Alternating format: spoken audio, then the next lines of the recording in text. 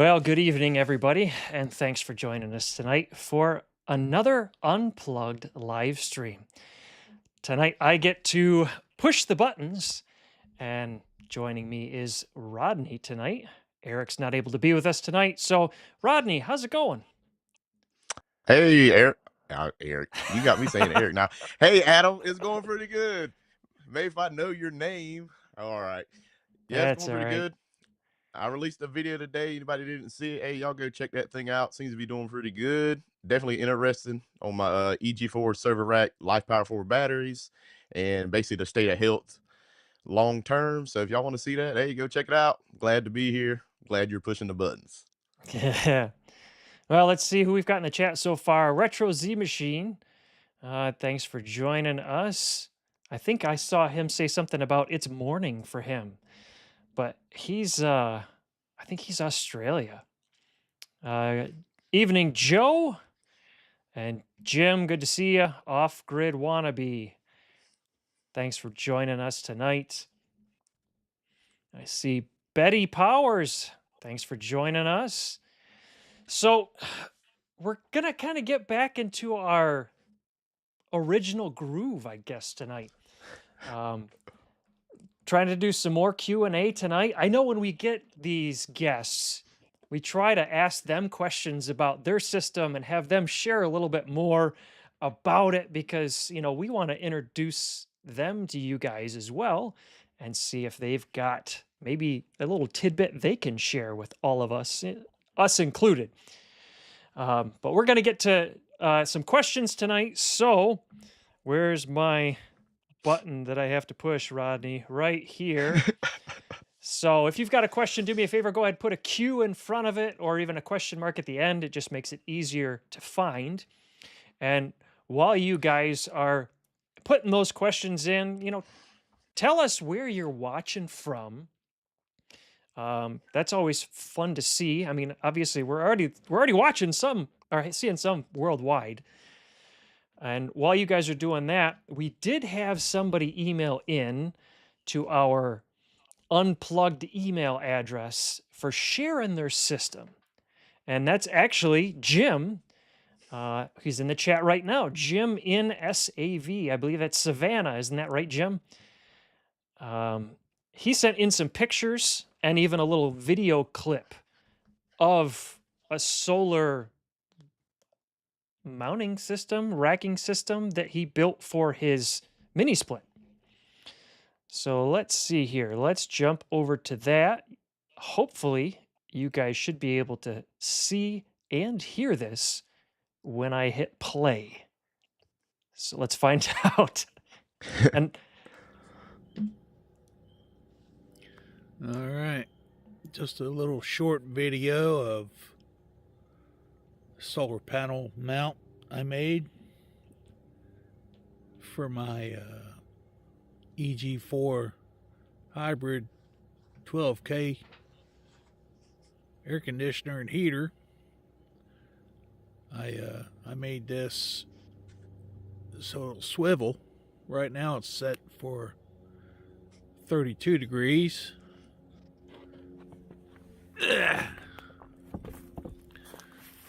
And how I made this swivel,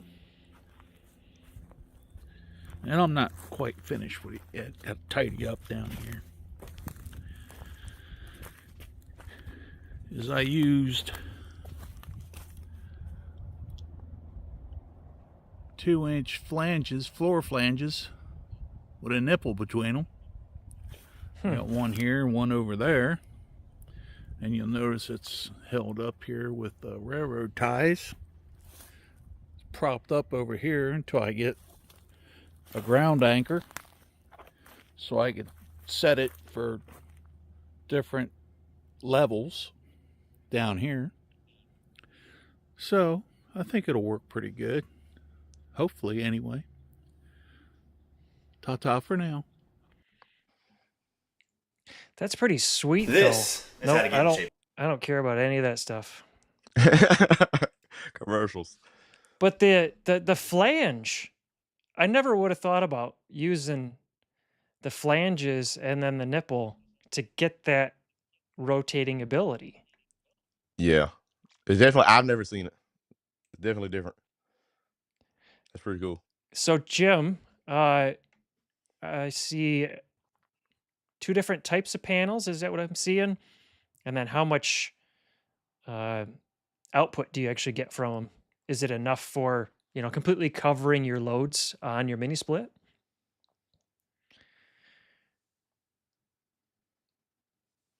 So yeah, that's pretty neat though. And to be honest, are we ever really done? No. It's never enough. No. Batteries, solar panels. Okay, I think we had one person said it had enough solar panels. Who was that? Was that I Was can't that remember. Evan? It was on Was one of, that was that maybe it Evan was Evan, last yeah. week? He Yeah, said he said he had finally enough got to solar that panels. point. Yeah.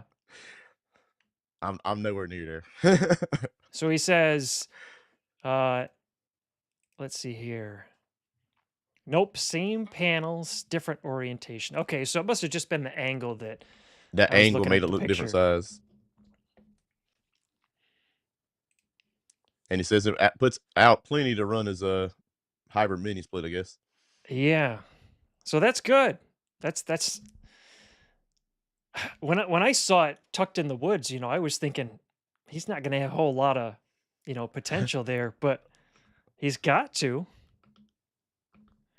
I got to switch these buttons, Rodney. I hate this. Let's Everybody's see got to here. do it. We got 36 in the stream right now. Let's see who else has jumped in and said say hi when we were looking at Jim stuff. And So again, Chris said he's from New Zealand, so we definitely got the international folks in that's there. right. We got some from way over there. So again, Jim, thanks for sending those in. That was really something that I had never seen before. So it's fun to see. Let's see here. I think we saw Joe off good wannabe. We saw Betty, John Guyver's here, TJ, Chris. Yep, Chris is New Zealand. Happy Friday. I want to skip the day. Skip ahead. Eric, Jay, Richard. Lots of folks in here. Miguel. All right, so let me see if I can find some questions in here. Retro Z Machine's got one for Rodney. Do you think the amp hour figures for your battery stats from the video are accurate? Would it be a worthwhile doing a discharge test to confirm it? I mean, I think it's probably pretty accurate since I checked multiple batteries and they all seemed like they were probably losing about less than 1% a year. But some of those batteries I've had for 4 years and they were down to like maybe 97.9 and stuff like that. And I haven't cycled them every single day. So I'm not actually going by the exact cycles, but mainly the time frame I had it. But one of them I saw that I looked at had 650 or 60 cycles on the thing, and it had lost basically 2%. So, I mean, to me, that's not bad for a battery I've had that long because they're supposed to lose 1 to 2% a year, as far as I understand. So maybe I'm wrong about that, but does that sound about right to you, Adam? Honestly, I don't remember what the number's supposed to be for what, because obviously kind of depends on how much you're using and cycling, right? So I you would guess. I don't know. It may still degrade even if you're not using it over time. I think so. I'm not sure, but I use it quite a bit. I guess so. Yeah.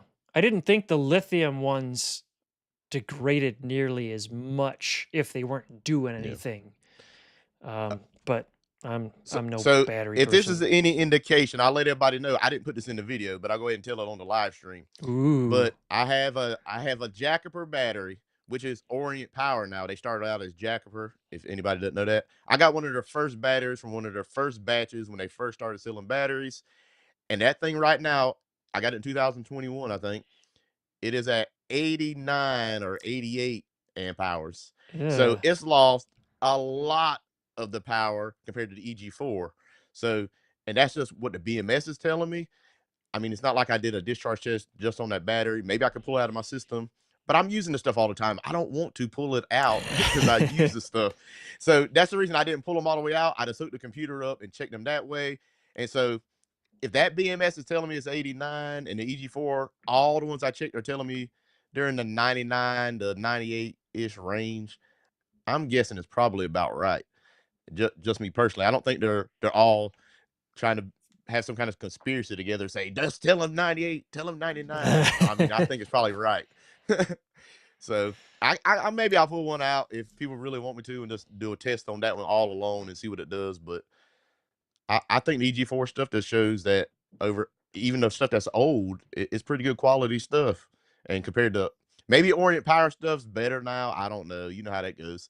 They may Oh have yeah. gotten better over time, but originally I do not like that first battery. I haven't liked it basically since the beginning. I've had problems with the thing, so I'm still using it though. I think I know what you mean, not wanting to pull something out of service, especially when you're using it and cycling every day, especially with the amount of power that you're really having to use on your home. Um, Yeah. but it might be worth, trying to pull one out and just comparing the BMS data with some external monitor. Yeah. So maybe when I do some upgrading and add some stuff to my system, and I'm already gonna have it down anyway, maybe I'll go ahead and take one out and do a separate test with one of those batteries. But that might be a few weeks, so we'll just have to see. Okay. Let's see here. Miguel, here down under in Florida. Man, what is it with you guys in the warm weather? Warm weather places. I got snow coming down outside. Let's see. Have anybody gotten the tax credit for their off-grid system? I know when the first year I put stuff in, I did. But I now think that you can only you're do it for 1 year that I know of. So yeah. And try to do it all in the same year. it's got to be installed and all that kind of stuff. Yeah. But there's actually a lot that I remember reading that you could actually get that credit off of. But now that we're kind of doing the YouTube aspect, you kind of have to look at it. All right, is it going to be the solar credit or is it going to be a business expense? Yeah. That's where things I've get been doing messy. business expense with all my stuff, but that's Yeah, just how I did it. So you seem to get more back out of it that way. But completely different scenario than the rest of you guys. Average Joe, look at his question. Yeah, I saw it. We're coming up to it. Oh man. All right, I can't pronounce this the name, but it's a follow up from the last stream. Have you done any research on heat pump dryers? And he's in your neck of the woods, Rodney. I still have not. I mean, we talked about it a little bit, but I haven't since the last stream. I hadn't did any research on it. I mean, I guess I need to, especially since I use mine all the time. But Yeah. The thing that I remember, I want to say I looked at them years ago, and they seemed to be smaller to where you couldn't fit nearly as much in it. I mean, I guess stuff could have changed, but I don't know. We don't do it laundry nearly as much, which means we have to do more of it at one time. So you kind yeah. of need that max capacity of that dryer to be able to shove as much stuff inside. Oh yeah. If it's a small one, it ain't gonna work for me. I can tell you that. But I That's mean, supposed to be more loads. it does, after the discussion from last week, it does prompt the question of, more batteries versus more efficient stuff appliances in the house that still allow you to do the same thing. So Yeah. it's definitely worth looking into. All right, Average Joe. and we're throwing this one out to the chat as well. for your help. Yeah, because we've actually been We've going already back been and trying to forth with help. him a little bit today. But he says, why does my solar assistant not connect to my inverters anymore? If you can solve it, I will give you 1 of 100 of the doll hairs. I am lost without it. Thank you. So little backstory. If you're not familiar with Average Joe and his channel, he has the Lux Power version of the 18 kPV and the Lux Power version of the EG4 6000 XP. And he uses Solar Assistant and has both of them connected to Solar Assistant at the same time. Well, he just recently updated the firmware on, I want to say, both his inverters and Solar Assistant. And he started having a glitchy issue with the 6000 XP. So then he switched to the beta, and now he doesn't have access to any of it anymore. It was working fine for a few minutes at least. Yeah. I thought he had it fixed. So did I. I don't know what happened.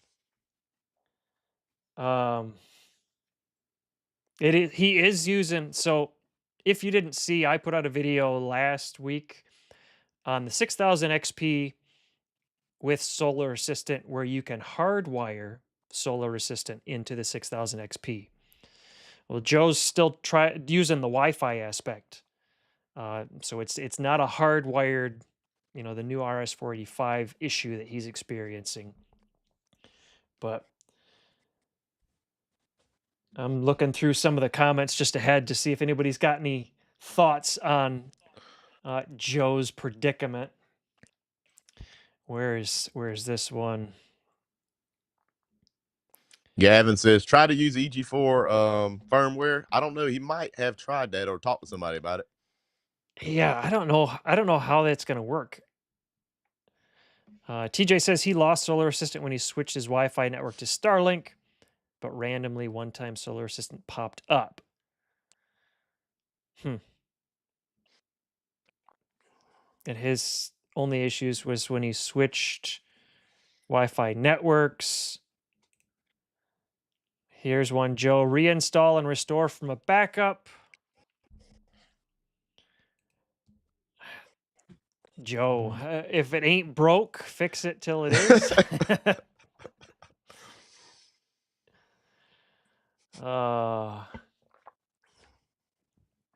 Yeah, that one. Yeah, I don't know. Oh, here's another one. Time to reload. So, yeah. And he's already tried to shut his router down and his, so his internet, he already shut it down. He's basically restarted everything that at least I could think of, and it's still doing the same thing. So it's definitely weird. And I think I'm not understanding it myself. I think he's finally to the beta bug, because I think whatever he had that was causing the data glitch from the production version, now that he's on the beta, is just causing issues. And I don't remember if you can roll back off of the beta without a new version being released. So, and I wonder if he's gonna have to change it out, like his Pi or whatever. I don't know. I would hope not, because that'd be a pain in the butt. Yeah. Well, I mean, what I would definitely do right now is make sure you're emailing Solar Assistant right now, because they're what, are they South America? No, South Africa. I don't know, someplace south. I know they're in a different time zone than we're all in, so usually they're working overnight. So if you can get the information to them now, maybe you'll have something in the morning when you wake up. Oh, here we go. This fixes everything. Hit it with a monkey wrench. Yeah, Jim's corrected me. So it is South Africa. All right. Yeah. Did you turn it off and on? Donnie, good to see you. Mike from Bridge Creek, Oklahoma. Good to see you. Fish Tank from New Jersey. Let's see if I missed anybody else. Bill from Smithville, Tennessee. Mike G, High Voltage Solar. Good to see you tonight. I'm looking right now to see if we've got any more questions. We're at 48 people on the stream right now. I'll take this time to just Go ahead. kind of plug Rodney's channel real fast. If you haven't been to his channel recently, you're gonna want to go there because he's going to be doing the EG4 18K PV install. He's looking at really revamping. FlexBoss 18. Oh, that's right, the FlexBoss. Boy, why did they name stuff like that? That's what I said too. Oh, They're all the every same names, time. all 12s and 18s. Yeah. Yeah. So But yeah, he's looking at doing a whole system overhaul for your house, right? Not just your solar shed. yeah. Yeah, my house. Yeah. So yeah, make sure And you. I'm gonna have the Grid Boss and the Flex Boss 18, and we're gonna see what we can do. Very cool. No more cords running across the yard to plug into generator outlets? Or are you gonna No, hardwire no. things? I'm probably gonna hardwire things. I'm gonna have to get a trencher. You're getting excited by watching some of these other guys whose systems automatically Yeah. switch, right? Yeah, it's this manual transfer stuff when you need grid power is a little aggravating. I mean, it's not aggravating for me when I'm home, but I can just do it. But when I'm not home and I'm at work, like we lost that power that one time, so my family was like, "What is going on?" I'm like, "Oh my goodness, I'm gonna have to do something about this." So I added some more batteries right after that, but then now I got this idea about being hybrid, I guess, doing everything automatic. We'll see how it goes. Yeah, it's definitely going to be interesting to follow along. And then, we've got Eric who just did a whole teardown on his entire system. Got flashy lights and all that stuff. He took a page out of your book, Rodney, having all the lights behind the inverters and stuff, color changing and all that stuff. Yeah, his looks a lot better than mine. I just have the green light going back there, but he's got the whole setup. Lots of questions and comments for Joe. So, Joe, hopefully you're keeping an eye on the chat because lots of people are giving you guys ideas. Let's see here. Fish tank and DIY. I have a Victron Multi-Plus 2 5000. I power my loads through the manual transfer switch connected to the main panel. What happens with the neutral and ground bonding when Victron goes on pass-through mode? I'm trying to remember how mine's all set up. So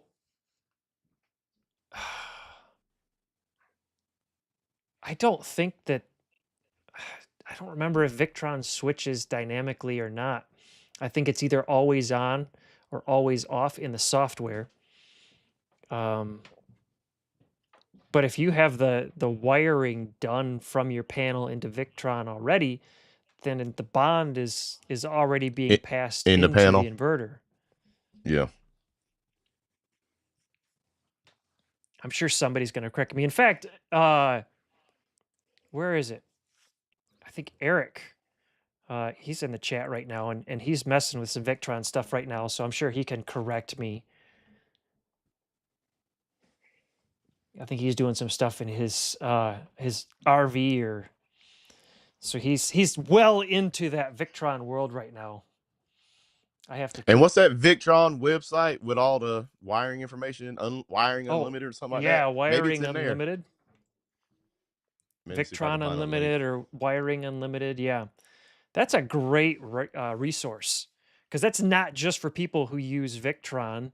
That's like anybody trying to do solar installs. It'll go through the basics of AC and DC and PV wiring and bonding and all this kind of stuff.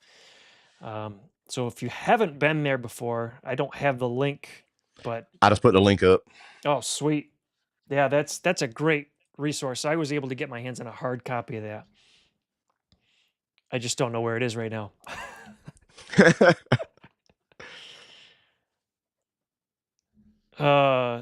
So yeah, got sidetracked, but take a look at Rodney's channel if you haven't been there in at least a week, because he did went from a 10-minute live stream to an hour and 15 or something like that on your updates.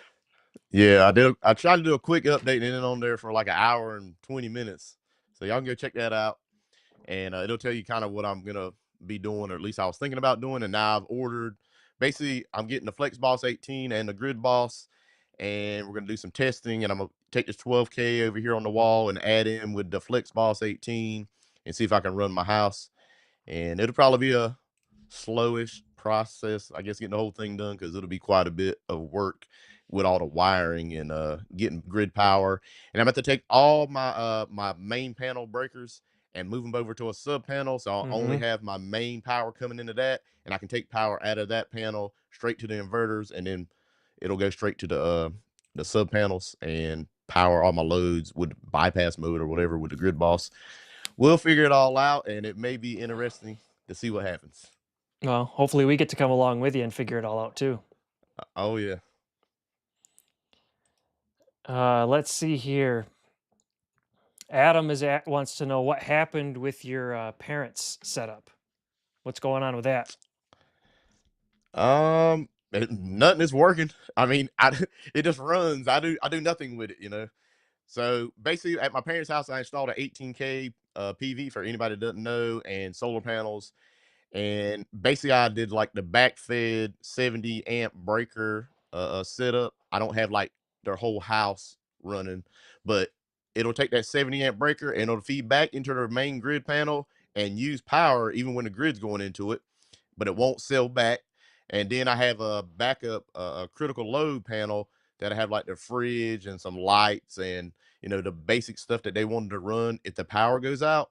And I have that going directly through the inverter all the time on the load side. So it'll feed to the load and to the grid side and run everything when it has enough solar, and it's less than whatever rating I have it set for that 70 amp breaker.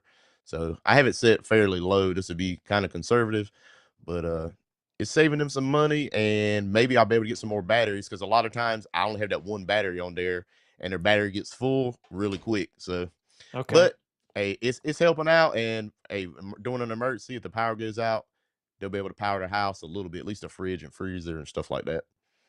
Have they had any outages since you put that in?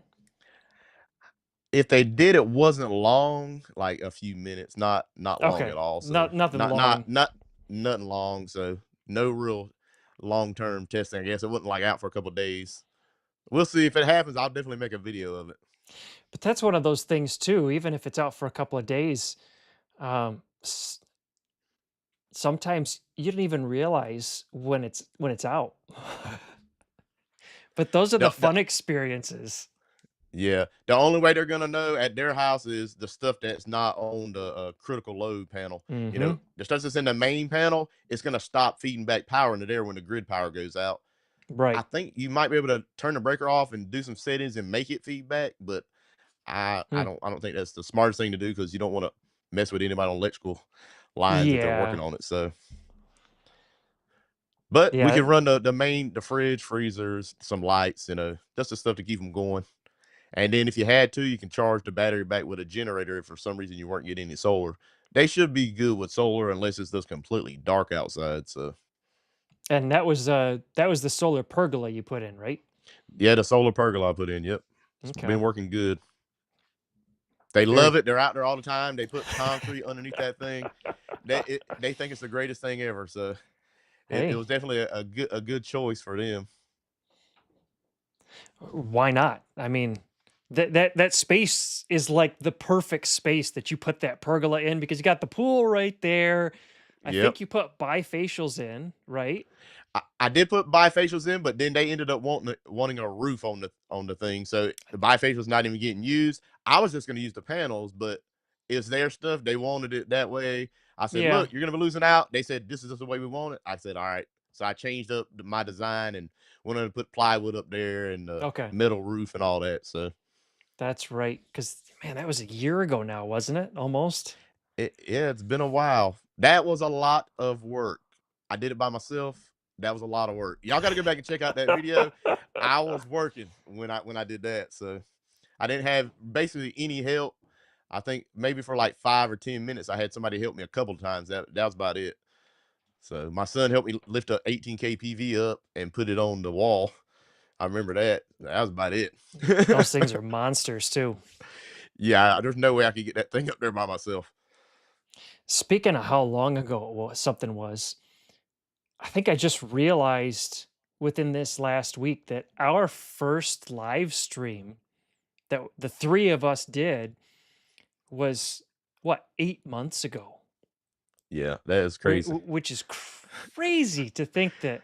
I mean, I know we did what, two or something at the end of last year, and then we really Yeah. started picking it up at the beginning of this year. But man, time flies.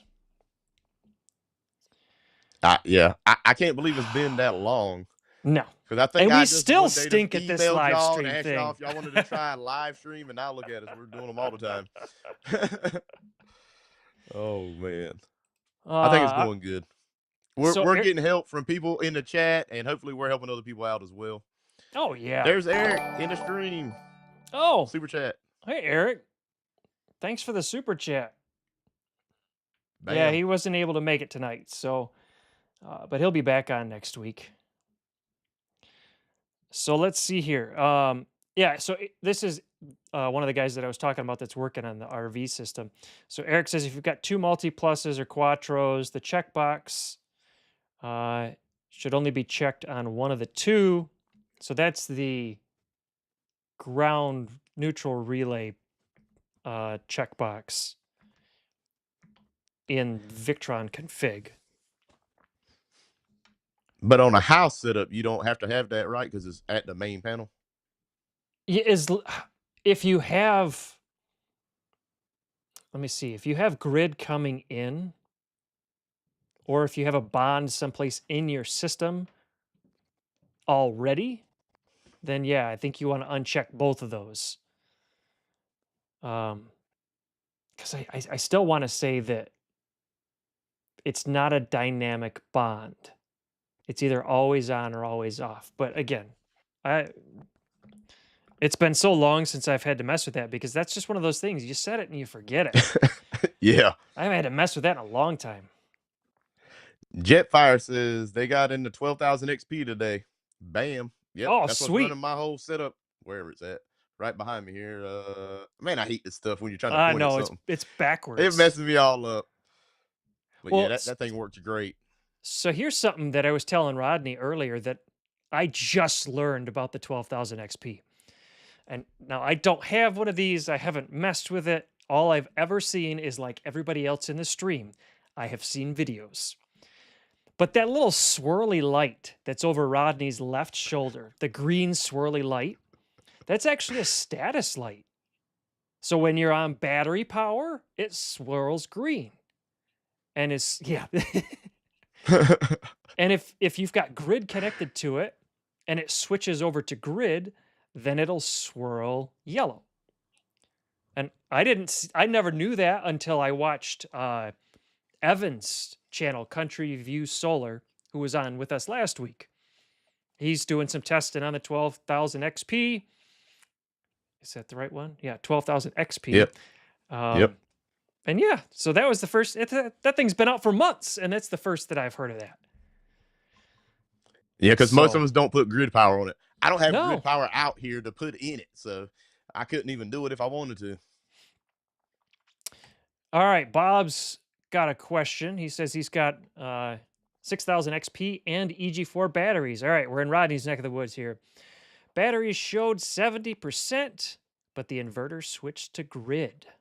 Why would it do that? It must be your settings. I'm not sure. We really have to see all your settings. I mean, unless your batteries never like discharge like down to like 30% or 20%, they always stay like 70 to 100. You know, there is a possibility if they never completely discharge that I guess the stuff could get off that far and, you know, actually be lower than 70%, and it's thinking, you know, it's low and that's why it's going to grid. But I use my batteries like they go down and up all the time, so I never have these problems with people talking about all these balancing issues and stuff like that. And maybe because just the way I use my system, but that's a possibility. I don't know. I'd have to look at the settings. The only thing that comes to my mind is maybe that what is the setting? It's On grid EOD. Yeah. If that setting somehow got set too high, or even on a firmware update, maybe that setting got reset somehow so it's higher. Either that or you pulled too much and you overloaded the XP and then it fell over to grid. Yeah. Have you did an update lately? Because I know the last time I did an update, it seemed like stuff got changed and I had to go back in there and put it all back the way I wanted it. So, possibility. He said his batteries sometimes drop down to 15%. Okay. Well, I don't know. Like, overload's probably the best bet then. Yeah, it's got to be something setting related though. Yeah. And like Gavin said, he says he thinks Bob's SOC was probably off. I would check your voltage when that happens. If you haven't charged fully lately, that could do it. Yeah. Definitely charging up to full helps your batteries. Like, I was talking to somebody today. They were commenting on my video, and they were talking about EG4 somewhere online. Said something about only take your Life Power 4 batteries up to 85% to extend, I guess, the life of the batteries. I'm like, nah, I take my batteries up to 100% because I want them to balance. Now, it's not like you have to do it every single day, but you need to do it some. And they were saying, yeah, EG4 was saying do it every once in a while. I just don't think it's going to hurt it if you're actually using the battery and it goes up to 100. As long as it's not staying there, I don't think it's going to hurt it as long as you're coming back down. And most of us do when you're using the power at night. Yeah. So, but fully charge it, that's the only way the battery is ever going to balance. So if it's not 100%, it's never going to balance and it could get off. And then your percentages could get off for sure. State of charge. Oh, here we go. Again, this is the one that I'm not even going to try and pronounce what it's supposed to be, but he said he had his first power outage the other day since he got his equipment in 9 months ago. He was probably so excited. Oh. Yes, the power's out. Oh, my power hadn't went up but like a couple of hours since I got all this stuff.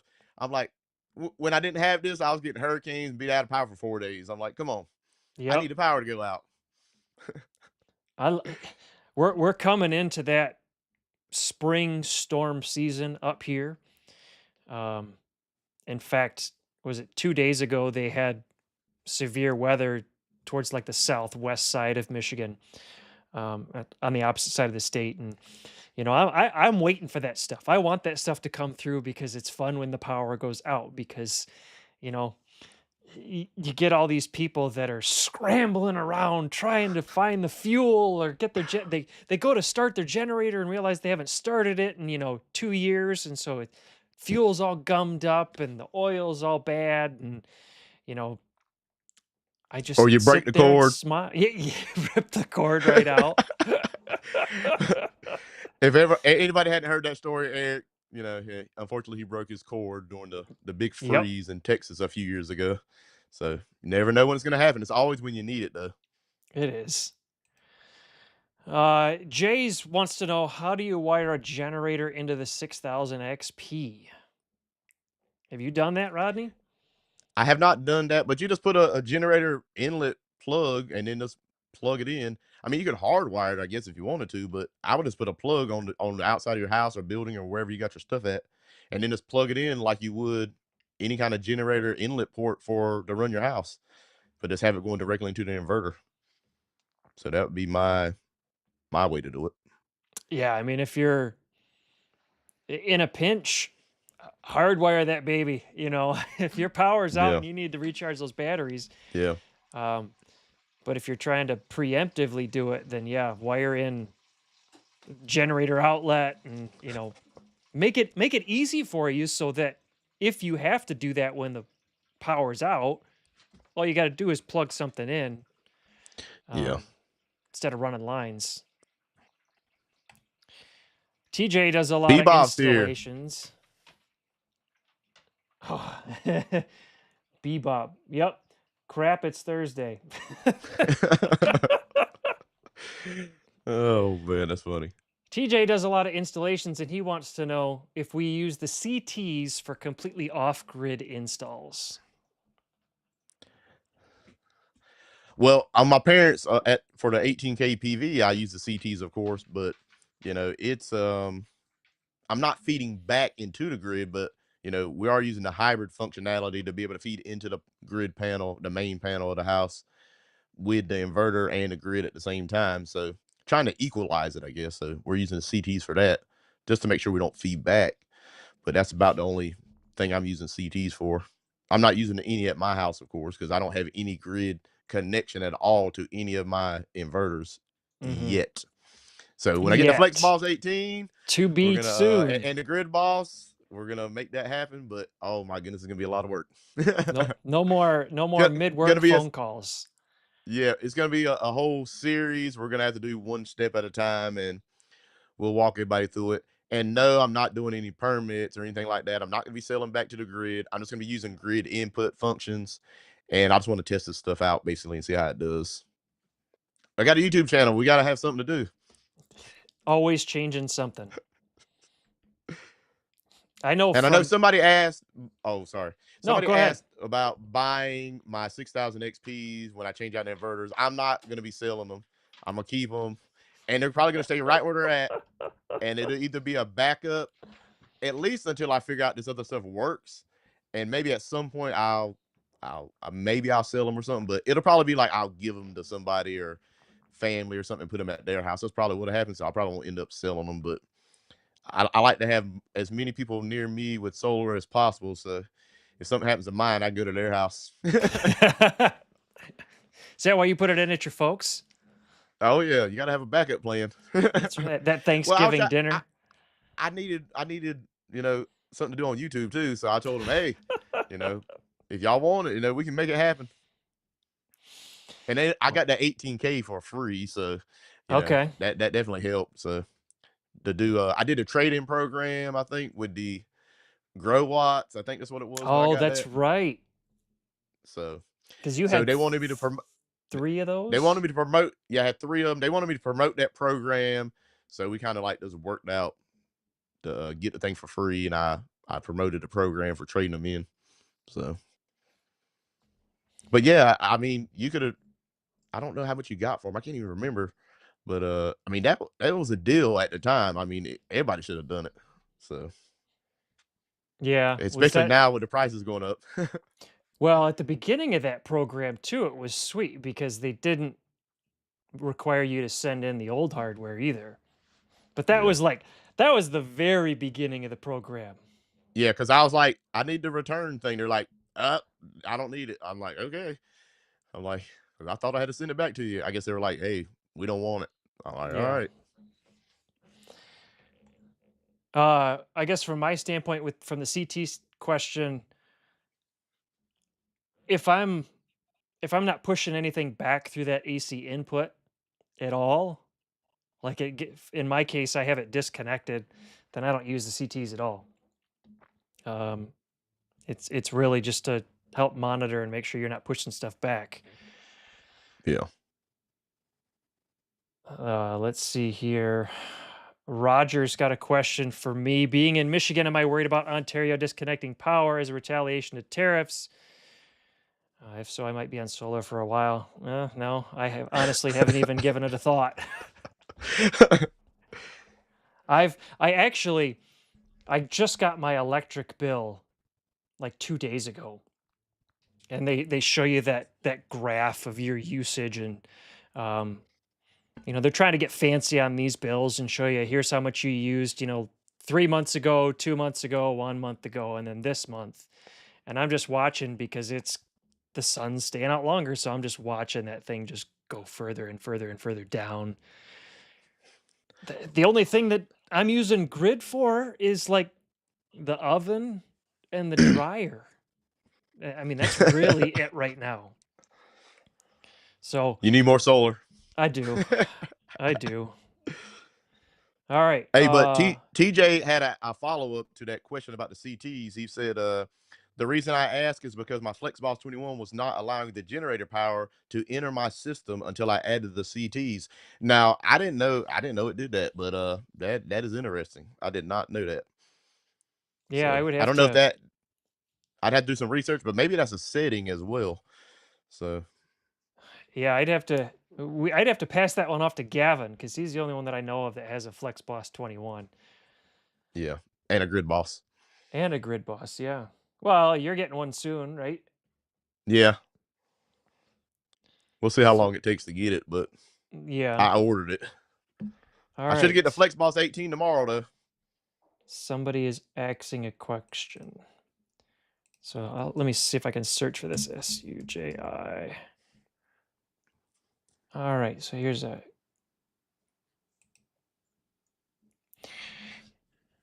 I have an existing solar inverter. I'm getting a new Victron Multi Plus 224, 3000. Boy, these names are getting longer and longer. Can I wire it for AC coupling following the factor 1.0 rule? I'm going to say that one's over my head. Yeah. Um, I've never did any kind of AC coupling at all, so I have no idea about that. And then the factor 1.0 rule, I don't know what that is. Yeah, I haven't. I know the multi pluses can do AC coupling with certain PV inverters. And the only one that I've know of is that's like super easy to use is the Fronius. But I've never messed with it before. So I don't really know how I don't even know how to set it all up. Let's see if anybody else in the comments has any ideas. Oh, Roland's here. Roll 2 videos. George. Watts Miner's here. Good to see you tonight. Steven. I think I missed Steven a long time ago. He's been in here for a little bit. Man, we're already at 8:47. Seems like we just started. I know. Yeah, everybody's talking about Current Connected has the grid boss. Well, I think Signature Solar does too. I'm just saying I just ordered the thing. Maybe was it yesterday? I can't remember. And I don't know if it's shipped yet. I might have to go on my account and look, but they may have shipped it today, so I don't know. So I should be getting it soon. Yeah, so I'll take, just a second right here to talk about, if you're looking to make any future purchases and you're looking to get something from Signature Solar, let me drop Rodney's link down in the chat. It doesn't cost you anything. All it does is it helps support Rodney and his channel in what he's doing. Oh, John. Bam, super chat. Thanks for a super chat. John, you don't have to do the super chat because I know you've done it before. I do appreciate it, but you guys don't have to do these super chats. We do enjoy what we're doing here. It does help. But yep, if you're looking to get something from Signature Solar, go ahead and use Rodney's link. Show him that you want to help support him. And he's definitely gonna, need some help coming up here with this Grid Boss and Flex Boss project, because you guys might think that anytime we get hardware that we might get it for free. It's almost never free. There's always we get some things maybe, but you're not getting everything. I can tell you that. Yeah, you might get one piece. You might get one piece, and then you're gonna have to buy something else, and then buy wiring and buy breakers. I've already bought breakers, and so I think I may have ordered the wiring too. Oh man, that stuff is not cheap. I can tell you that. So it definitely helps when y'all support us. So yeah, if you're looking to get something from Signature Solar, there's Rodney's link in the chat. Help him out. Show him that you're supporting him. Let him know that you want to help Rodney out. And if you're looking to get anything from Current Connected, I'll drop my link down in there. Again, if you think about it, that'd be great. I know I would greatly appreciate it. Current Connected right now still does have, to my knowledge, a few things. If you go to their website and log in, then you can get some of the EG4 products at the pre-tariff pricing, or I mean that's kind of what it is. Pre-increase jump pricing Yeah. until those products until their stock runs out. So, all right, I'm gonna stop talking about that.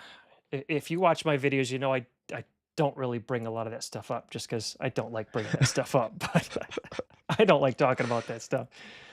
So for the last few minutes, let me see if we have any other questions in here. TJ said, Signature Solar quit letting him use the links. I don't understand it. How could they stop you from They using a link? stopped letting you use our links. Yeah, I don't know. Were they making you call in or something? Let's see, I know Joe. I've heard some people saying that they click on the link and then they have to call in because of shipping. They got to get a shipping quote, and so I'm not sure what's going on with that, but that may be what he's talking about.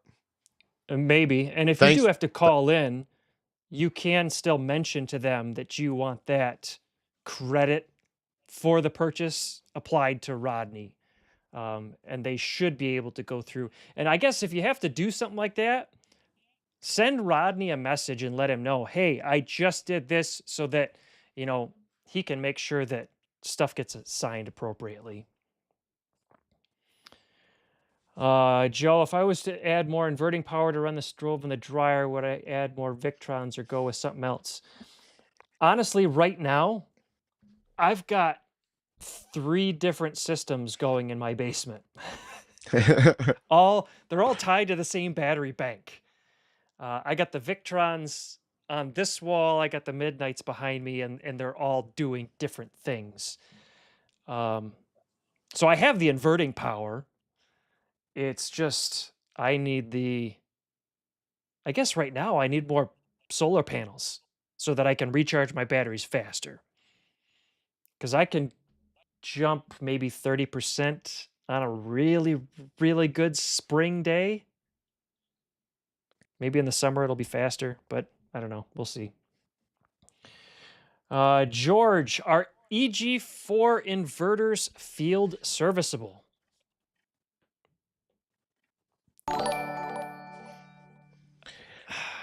There's Eric. Eric, thank you very much. That's super chat, $10. Boom. Thank you. Yeah, Rodney? I mean, technically, I think the EG4 stuff is technically not field serviceable because the warranty won't be any good after that. And I'm not even sure if you could get parts anyway, but let's say you did get the parts. I mean, you can do anything you want to your own equipment, but that don't mean it's going to be covered by warranty after that. Yeah. So technically, probably not. But because if you look on these inverters, I'm sure there's a sticker on these plates on the front that they know is broken whenever you open it up. Let me look real quick. I'm sure there is somewhere. Yeah, I think there is. Yeah. I think I used my I heat saw gun. one on that one. Oh man. Yeah, so they have sent me I'm pretty sure years ago they sent me a BMS for one of the Life Power 4 batteries for something that I didn't like about it, the way it was Did you acting or break something. I something? can't remember. And they sent me a BMS for it, and then I never replaced it because the battery just was working. So it must have been something I was doing. I don't know what it was, but they sent it to me. I never even used the thing. So they will send you some stuff if you got a problem, but the battery is. I don't think it's actually got a sticker on it when you can open it up. So I know that let me see if I can do this here. Which is it? This one? Yep. Nope. Nope. I know the ones behind me, the midnight inverters, are field serviceable. I actually did a full teardown video on one of those inverters, and I tore everything out of it. And the only reason it took me as long as it did is because I have to move the dumb camera around and try to. So you've got the camera like right here, and you're trying to reach around in front with the screwdriver and all this stuff. It added a whole lot of time to it, but I know those ones are field serviceable. And I think I actually just heard that Midnight was getting their stock of parts in a couple of weeks ago. So who knows? Maybe they got them in before tariffs. All right. So how I many don't super s- chats do you got? I have 3 super chats right now. I thought it was more than that. I don't like this live stream chat thing. It keeps jumping all over the place. Okay, yeah, it is 3. Yep, you're right. Jim, okay, this is actually a good question, and I honestly don't know the answer to this one. Maybe you've heard something, Rodney. With the tariffs and everything, are there any U.S. companies? Boy, there's Bebop now. We've got another $10 super chat. We're at 4 super chats 4. and 5 You minutes got to go. 5 minutes, Larry. So, with the tariffs, are there any U.S. companies doing inverters or batteries? Well, I mean, bam! Somebody, And somebody there's got us. roll Yep. 2 videos. Another super chat. Thank you very much, guys. Like I said, you guys don't have to do this because Yeah, we do enjoy. we definitely appreciate it. Yeah. But we do, yes, definitely appreciate it. So, Rodney, have you So heard of anybody doing anything in the US? EG4 is doing. I forget which inverters now, but they are doing some of their stuff in the US. That doesn't mean they're making every part for it. I'm sure. I mean, in the US, we just don't make stuff anymore, so they're probably having to get parts from people overseas and stuff like that. But they are working on assembling inverters and stuff here in the US. Whether they're making every component, I do not know that. I'm just guessing not, just because of the way manufacturing is in the US right now. But I know they're working on bringing stuff here, so to make it easier, and they don't have to deal with tariffs and all that kind of stuff if they're doing the work themselves. So I know EG4 is. I'm not sure about anybody else. That's just the people that I talk to sometimes, Signature Solar and EG4. So that's the only reason I've kind of heard that a little bit. But I mean, you probably heard it on their live streams and stuff like that. They talk about it, I guess. So Yeah, I think I found this, and I think this is their manufacturing site or place that they're working on. Solar. Oh, I hit the wrong button. There. Oh, oh my goodness. Turn off that one. Turn off that one. Turn on that one. There we go. Solar 76. I just happened to see it on their one of their Facebook pages. So maybe they've got some more information on there if you want to take a look at I don't know if they're listing out some of the stuff that they're bringing over yet.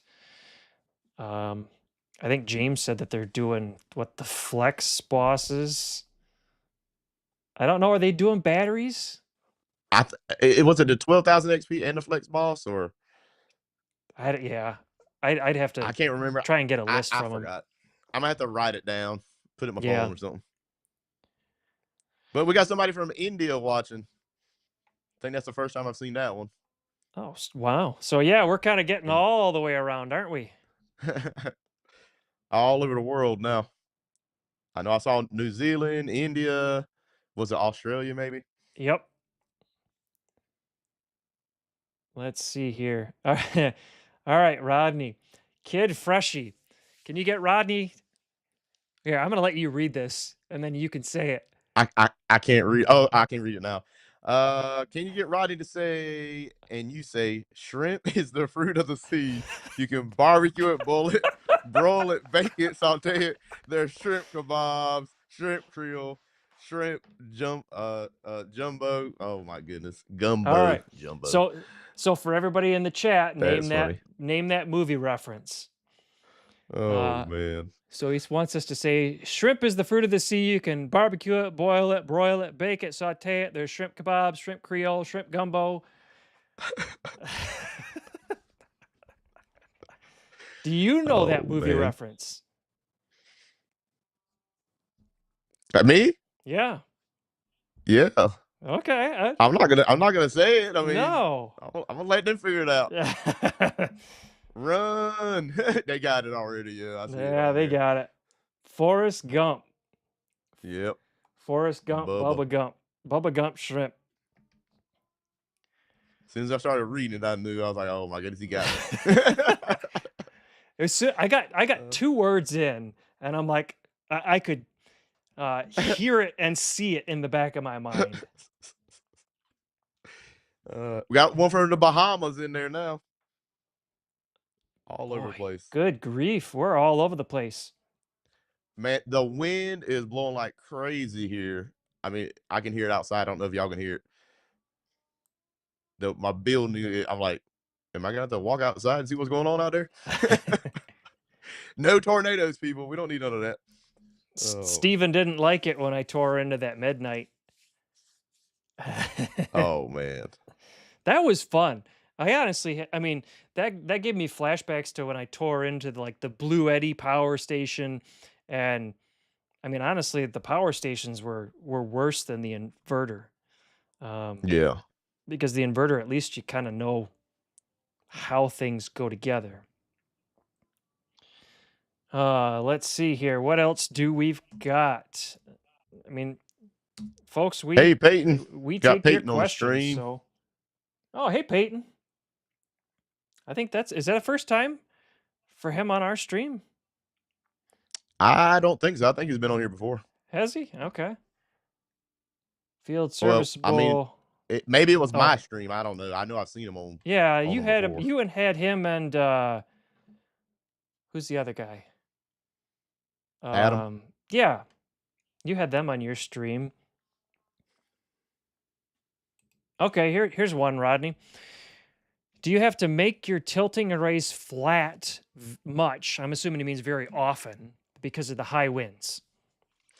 When I first got it, I was putting it flat. When I had like winds over 30 miles an hour, I kind of gave up on it and just left it. So the things probably took like 50-mile-an-hour gusts when it's down in the winter position. So, hey, that thing ain't broke yet. I don't think it's going to break unless there's a real tornado.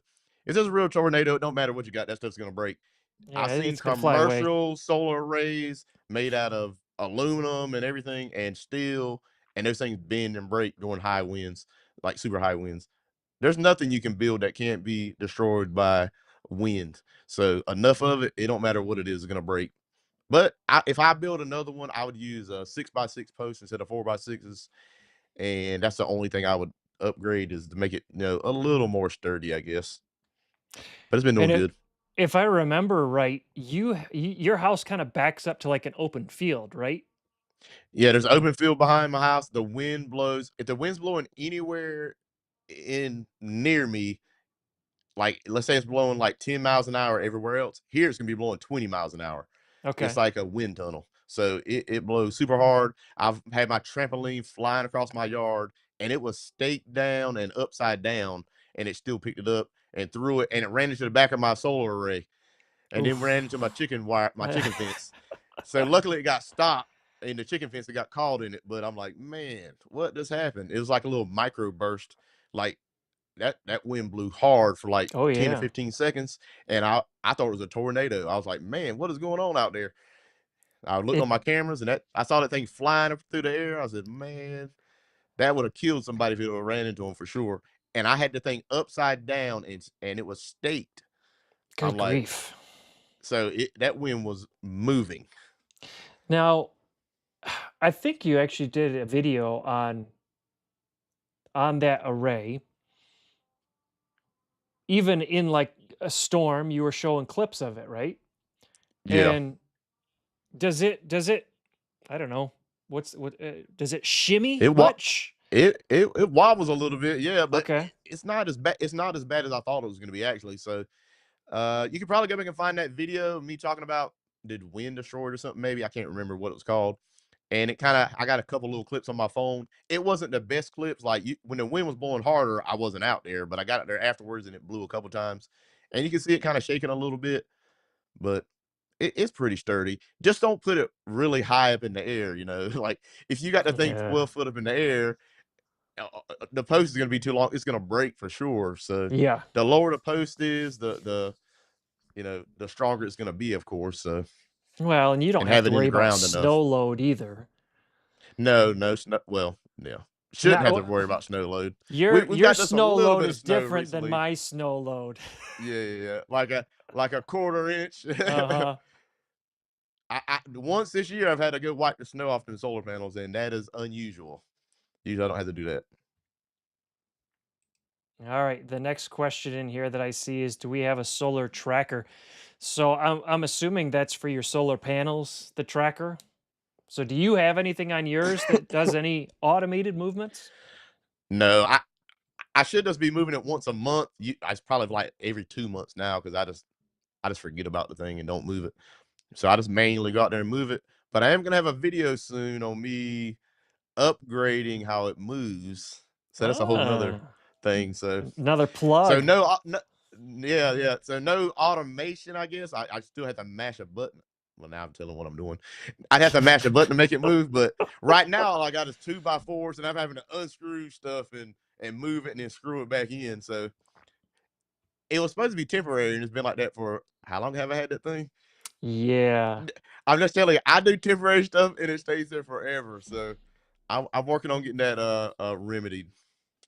That's why I kind of laughed when Average Joe's working on an array in his backyard in some of his recent videos, and he made the comment about it being a temporary array, um, as he just lays what it like 4x4 or 6x6 on the ground and screws the arrays down to it. And I'm like, yeah, I know what temporary is. Yeah. Temporary can be anything from 1 day to 10 years, but it's still temporary. Yep. Hey, yeah, I'm super bad for that, I guess. Not finishing one project before I start another one. Have you It's just how I seen? roll. So he mentions a solar tracker. Um, I saw a few years ago this. I don't know what it is. I didn't look too much into it, but it's almost like it looks like a solar sunflower almost. Yeah, I know what you're talking about. Yeah, but then Yeah. it closes up and then folds into the ground if the weather gets bad. The Yeah. concept of that is sweet, but I don't want to see the dollar amount that that would cost. It's probably very expensive, yeah. Yeah. All the automation in that. Mm-hmm. Well, and you think about it too, that's a lot of moving parts. That's a lot of things where something could easily go bad fast.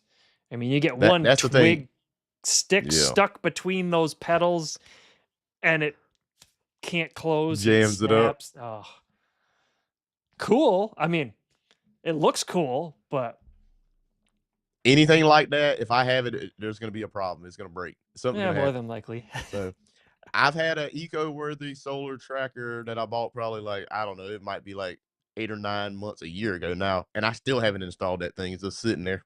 You got one of those? Yeah, and I just never installed it because I was like, I'm gonna put this up to test it out. Now I'm like, nah, I'm not gonna do it. I was like, that's not gonna be enough solar on that thing. I said it ain't gonna be worth it. I need to do Yeah, it at some point. that's the I just thing. haven't You had a can't chance. you can't put the larger panels on that, can you? Well, you can just have to modify it a little bit. I got the older one. I think they have a new one now that they have extensions on to make it work a little more with the Okay. bigger panels, I think. But this one's the older one, so I had to put Yeah, some Unistrut or something on there. even that, because I have seen some guys add Unistrut so that they can either add another set of panels or add the larger ones to it. I want to say one guy saw a tornado came through and it like kind of twisted everything on that racking system because it was up in the air. Yeah. Oh, all right. I get sidetracked a lot. Temporary until it works. Even if it does work, it's still temporary though. Oh yeah. Yeah, let's see here. Solar panels are so cheap versus a tracker. The only reason for a tracker is maybe if you have minimal space. Yeah, I can see that. Yeah. I didn't realize this. Maybe 15 miles from me, there's one of those electric company solar farm deals.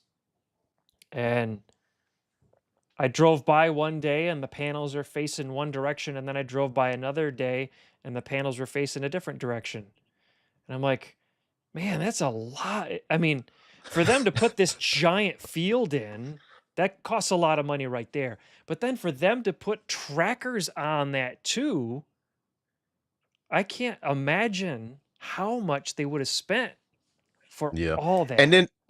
And all the panels they use are small, the ones at least near us. I'm like, Yeah. why do they use these tiny panels? Like, put a big panel on that thing. I'm sure it's economics, some reason that they get those way cheaper or something. I don't know what it is, but maybe it's easier to install, or I don't know.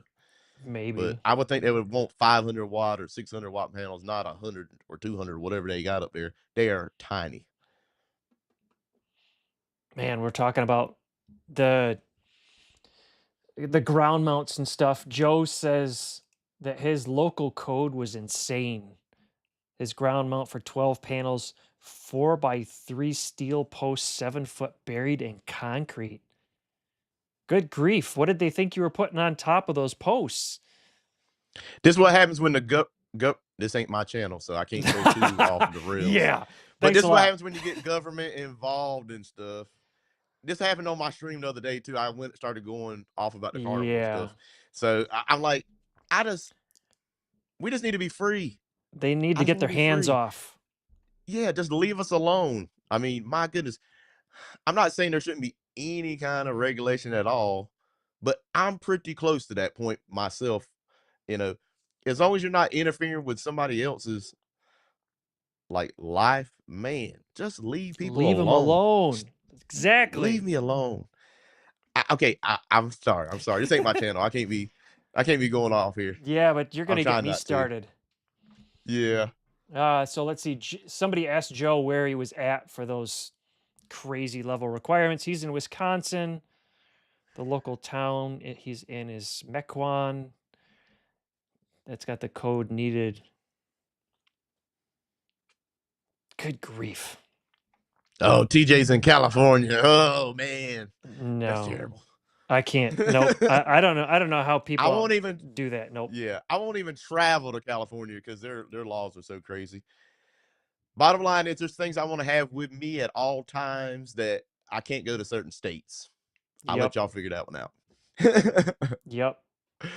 I mean, even so, they have those conferences, the solar conferences and stuff out in Yeah, Inner Solar and California, yeah, Inner Solar, and that kind of stuff. And I'm like, all these different ones. Yeah, I don't want to go to California. yeah. They need to bring some more stuff like that out this direction. Yeah. There we go. Where's Peyton? He needs to get them to move the conference over this way.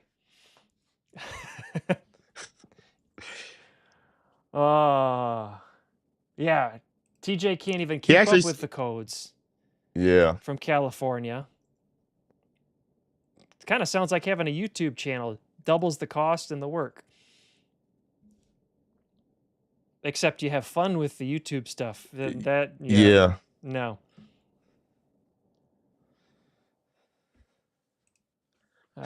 Donnie says that he likes the Midnights behind me. He just can't afford them yet. But his wife graduates with her master's in May. No more. That'll be sweet. It's always nice when you can have when you can whack one of those larger bills. But congratulations to the missus for finishing her master's degree in May. Bam. Nice. Yep, here we go. Mike G. Freedom. Yep. I've seen a few questions on here that I'm not allowed to answer, so that just tells you how free we are. Yeah. Chris, I see your question, but I can't answer it on Adam's channel. What are you Oh, carrying? man. I lost all that stuff in the fire. It's all Yep. gone. The boating accident. Oh man, that's so sad that that's so sad that we're at this point that you can't just be free to speak. I mean, but this is not our platform. We are guests here, and we have to at least try to obey their demands, I guess. Yeah. All right, yeah. Gotta get off that. Yeah. So panels up, solar, and opting out of the normal. Thoughts on California canceling all the grandfathered net metering deals? I know that. Go ahead, Rodney. I just see all this. I just see this coming everywhere. They're not going to let people make money off of solar. If the utility companies are there to make money and they make the rules, like Duke Energy here in North Carolina, you know, they run all the political stuff because they make so much money. They can pay off who. No, I'm not trying to say anything illegal, but they use their influence to get the laws that help them. They're not going to help the consumer. It's going to help Duke Energy and the big corporations. So I see all these net metering agreements where people make money getting canceled. It don't matter what kind of contract you sign because they got better lawyers than you're going to be able to afford. Yeah, that just is what it is. They can get the laws changed. They can just get the politicians change the laws, and then there's nothing you can do. They'll say you can't sue them, like the federal government did with the COVID stuff. So, that's a whole other thing. But sorry, Yeah. Adam. Well, and Sorry. I'm even seeing discussions from everybody else that, people looking into trying to do the net metering, they're getting ripped off if they want to do it. Oh yeah, I saw that too. Years ago, it used to be an even 1-to-1. Yeah. Now you're getting lucky to 2 cents, get and they're charging you 15. right. So that's one of those reasons that man. I really have no desire whatsoever to mess with selling back, because Yeah, get batteries and store your own energy. You save more Right. money that way in the long run for sure. you're at some point, even if you do have a sweet deal, at some point that deal's going away. Ugh. Boy, they're really getting us fired up tonight, Rodney. Yeah. And it's always on somebody else's channel. I don't mind getting fired up on my own channel. I don't want to get somebody else in trouble. So I try to keep my comments to a minimum on that kind of stuff. All right, here's one that I don't really have a whole lot of. Well, I really don't have any direct experience with, and so I'm going to rely probably on a lot of people in the chat. But diodes and microinverters. So panels have diodes in them to try to help mitigate shading and stuff. Are microinverters a scam? Optimizers or microinverters? Optimizer is going to optimize, the power coming from every panel with the shading. Microinverters, I think it just does each individual panel separately. Yeah. But the optimizer is going to take that one panel, get the most out of it can, and combine it, I guess, with every other optimizer in that string. So the string's not getting pulled down. Every panel is going to be getting its maximum effectiveness with optimizers. And my parents, I put some on at their house because of shading, and they work because I've seen the results before and after. And I guess I need to make more videos on it. But you can look at each individual panel and see how much you're pulling in. And there's times that one panel is pulling in 300 watts and one's pulling in 40. And if you didn't have the optimizers on there, they'd all be maximized at 40 until that one panel was in the sun and they all went up to 300. So optimizers definitely work. I don't have any microinverters, so I can't speak to that, what exactly they would do. But I think they just basically take power from each individual panel. And I don't know if they optimize with the shade and stuff. I'm not sure about that. So with the microinverters, from my understanding, they're going to convert the DC right at the panel over to AC. And so each panel is effectively its own array. Yeah. And then it sends power back. So it doesn't really care if the next panel is shaded or not. It's basically like an optimizer, except it also converts it over to AC and sends it into the house. And that can be nice. It can be more efficient during the daytime, but if you're trying to store that power as well, now you're having to convert back to DC, a DC battery. I don't know. I do need to get some of those optimizers though, because I'm watching all these shades on the shade and the tree limbs and all this stuff on some of my panels, and I can just see this flat line until like 10:30, and all of a sudden, boom, it just shoots up. And yeah, in your because of that. situation, if there's a lot of panels that are getting sun and a few that aren't, it'll definitely help. So you put those optimizers on there and you'll see a big difference, I think. Now you have to buy from the optimizers, the Tygo optimizer. You have to buy the optimizer for each panel that you want to work with. That's yeah. And you have to buy those other 2 components, right?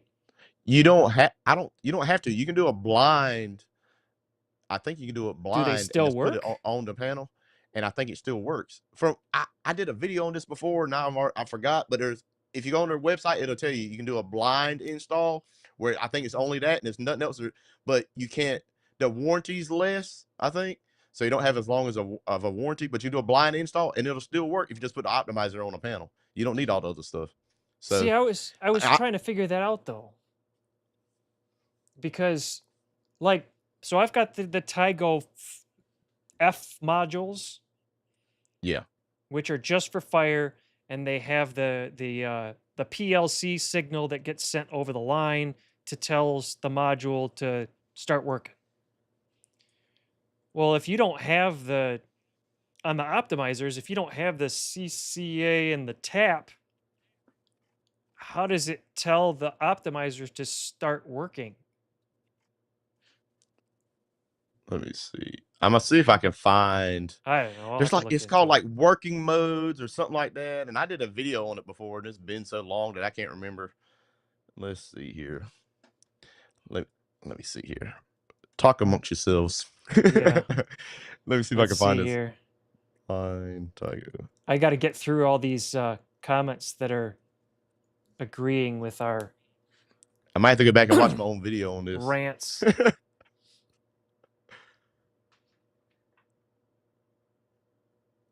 Oh, so here's Jim's comment on the diodes Okay, and I found it whenever microinverters. you're done with that. Okay, so he says that the diodes are in the panels to keep power from feeding back into the panel. Yeah, that does sound correct, Jim. And the microinverters aren't a scam, but they're worthless for small systems. Yeah, I don't know if that's just because of the how they work and they convert everything directly to AC right away. I don't know. I think it complicates things. If you're not selling back to the grid, I don't think So it works very well. So go ahead, Rodney. So I put that I put a link in the chat. You can click on that if you want to and show that to everybody. But yeah, blind deployment is defined as any arrangement of the TS4 units without monitoring enabled, no communication, no CCA and no tap. So it will work without that going directly to the inverter. And you can go in there and like show this picture, and it has different methods of deployment. It has full deployment, selective deployment, and partial deployment. And we can discuss all them if you want to, but yeah, it'll work without the tap and everything else. You just won't have any of the monitoring information, so you won't know what you are getting from each one. So I would recommend having all that stuff just so you can monitor it and know exactly what you're getting. But it's not required, especially if it's only 1 or 2 or 3 panels or something. Yeah, well, that coupe that I did last year, I've got it, and it's super close to the neighbor's tree. And so I'm seeing a lot. I knew that it was going to be a problem, and I knew it was going to be one of those things that I was probably going to have to do. I just haven't done it yet. And at least I have easy access to the underside of the panels to be able to put those on. Yeah. Retro Z machine. So blocking diodes prevent power back in, but the bypass diodes let a section of cells be bypassed so it keeps working. See, I'm learning stuff too. This is why this works for you guys, but it also works for us too, because there's so many people out in whatever you want to call this YouTube land. I mean, we all tend to, when we want to learn something new, where do we go? We go to YouTube because somebody out there has done it. Yep. And we can even see this in the chat because, Rodney and I haven't done everything, not even close. I mean, we've talked about several things tonight that neither of us have dealt with before, but we can see folks in the chat. Yeah, here's what this is. Here's how you do it. So it's great. TJ says that he installs optimizers on individual panels that get shaded in arrays. So, okay, TJ, does that mean that you kind of are only doing like maybe a handful of panels in a large array? Yeah. Huh. I guess I So never thought that's what about I that did. either. That's what I did on mine. Like I didn't do every one on a string. I just did the ones that were getting shaded from what I remember, and it works. Hmm. Like I said, I the thing says you can blind deployment, you can do selective deployment, partial deployment. So it will definitely work. Just go right on the Tigo website. It has all the different deployment methods. That link that we put in there, you can go click on that, and it has them all at the bottom. And you can go check it out. The 100 people in the chat could rule the world. I know there's at least 64. Yeah, 65 now. Bam. I say when Jim's comment popped on screen, I heard the old Pinky and the Brain cartoon. What are we doing tonight, Pinky? Same thing we do every night. Try to take over the world.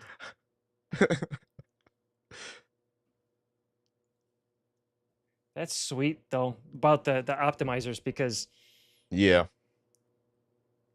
that means that I don't have to put 12 A TAP or a optimizer CCA on. or whatever.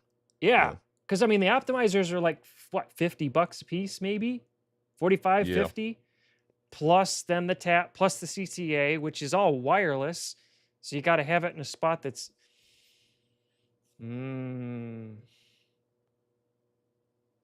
Well, you got to have a wire going to the tap, Yeah.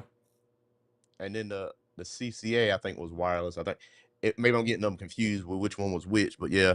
And there's a wire that didn't come with the stuff that I had to buy off of Amazon, so it was a little frustrating because I had all the stuff ready to install, and I'm like, wait a minute, there's no wire.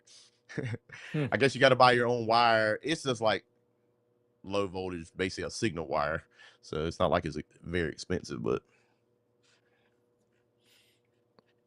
A new coupe optimizer video.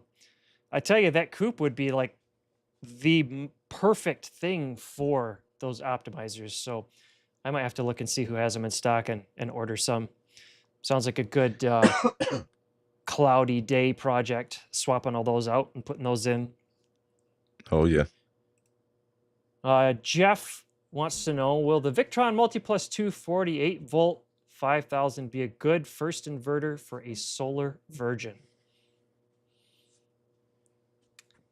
I will say, if you don't want to ever have to replace anything, yeah. I have 2 of them on the wall right now, and they're rock solid.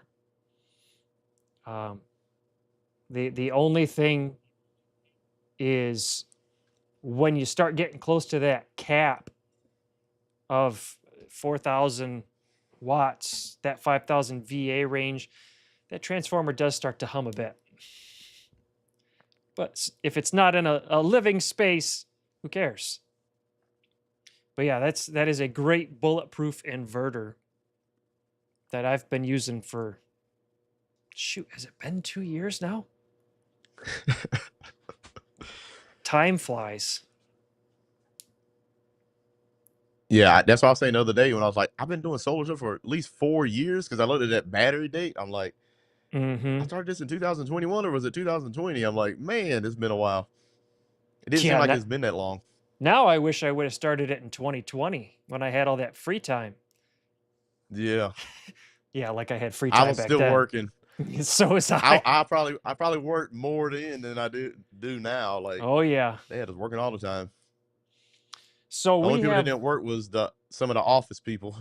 We were all still there. Oh man, I was busier than ever. Everybody wanted online giving for their church because their church was shut down. So yeah. I was busy. Online giving and live streams. We have less than a minute to go, folks. Can you believe it's already been an hour and a half? No. No. But it's fun. We talked we were all over the spectrum tonight. So, Rodney, Yes. I'm going to give it to you right now. I'll let you sign out, and then I'll wrap up. But thanks again for joining me tonight. It was fun. Well, Adam, thanks for pushing all the buttons, of course. It's always nice when somebody else is doing the hosting. I know how aggravating it can be since I do it sometimes. Hey, we'd like to thank everybody in the chat. Of course, without you guys, this wouldn't be possible. So, hey, I definitely thank everybody that's been here chatting with us and giving us some good information. Because, Oh like yeah. Adam said, we definitely don't know everything. We got TJ in here giving us all kinds of good information. I think he installs systems all the time. So, he's like a pro, you know, but everybody, even people that's only did one system, you might have done something that I didn't do or Adam, and you're able to help somebody else out. And that's what this live stream is all about, is helping other people out. Maybe having a little fun too, of course, there's nothing wrong with that. But if you can help somebody out that's trying to install their system and you give them a answer to a question, that's why we appreciate everybody coming every week. A lot of times we see the same people, and you might have somebody new jump in there, you answer their question, and you just made their day because they ain't got to go figure it out. Hey, and that's what it's all about. We definitely appreciate it, and thank you. Oh yeah. I can only really just say ditto to what Rodney just said. We wouldn't be doing this if you guys didn't want to jump on and chat, share. And speaking of sharing, so tonight Jim shared his pictures and his video of that solar mount that he built. If you want to share something that you've built, I'm going to drop a link into the chat.